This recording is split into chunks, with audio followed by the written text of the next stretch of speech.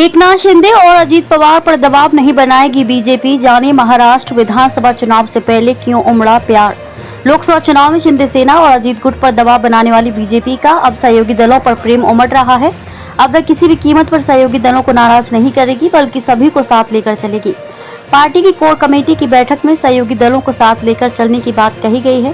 Party के एक वरिष्ठ नेता का कहना है कि लोकसभा चुनाव के वक्त जिस तरह का दबाव बीजेपी ने सहयोगी दलों पर बनाया था, वैसा दबाव विधानसभा चुनाव में नहीं दिखाई देगा। विधानसभा चुनाव में पूरे समन्वय से चुनाव लड़ने पर जोर है। साथ ही सहयोगी दलों पर कोई विवादित बयान भी न देने का निर्देश दिया गया है। हाल में बीजेपी ने केंद्रीय मंत्री प्रभारी भूपेंद्र यादव और रेल मंत्री अश्विनी वैष्णव को महाराष्ट्र का प्रभारी और सह प्रभारी नियुक्त किया है। बीते सप्ताह ही उन्होंने प्रदेश बीजेपी कोर कमेटी की बैठक बुलाई थी, जिसमें पार्टी के सुर बदले हुए नजर आए।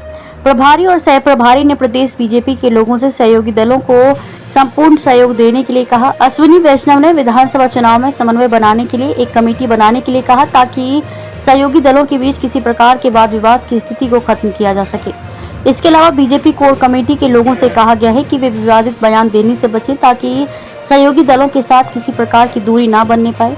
बीजेपी ने बनाया हर तरह का दबाव। आपको बता दें कि लोकसभा चुनाव से पहले सीट बंटवारे को लेकर बीजेपी ने शिंदे सेना और अजीत पवार की एनसीपी पर दबाव बनाया था। खासकर शिंदे सेना पर तो अंतिम क्षण तक दबाव बनाया गया। दक्षिण मुंबई, ठाणे, कल्याण जैसी दूसरी सीटों को लेने के लिए बीजेपी ने हर तरह से मुख्यमंत्री एकनाथ शिंदे पर दबाव बनाया था। 2019 के लोकसभा चुनाव में 25 सीटों पर लड़ने वाली बीजेपी 32 सीटें मांग रही थी। इसके लिए बीजेपी ने शिंदे सेना के मुखिया एकनाथ शिंदे की नींद हराम कर दी थी।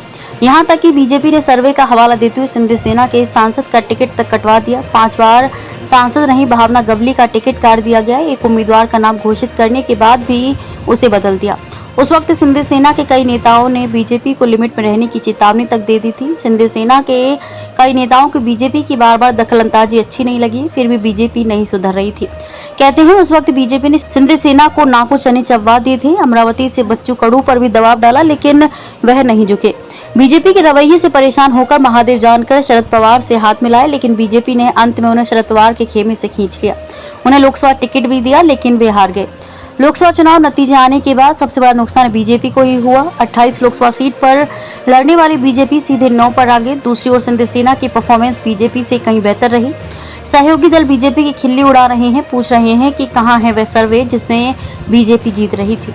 अब सहयोगी दलों को बीजेपी की सर्वे पर भरोसा नहीं रहा। लोकसभा चुनाव ने जहां सहयोगी दलों में ऊर्जा भर दी है, वहीं बीजेपी हार से उबर नहीं पा रही है।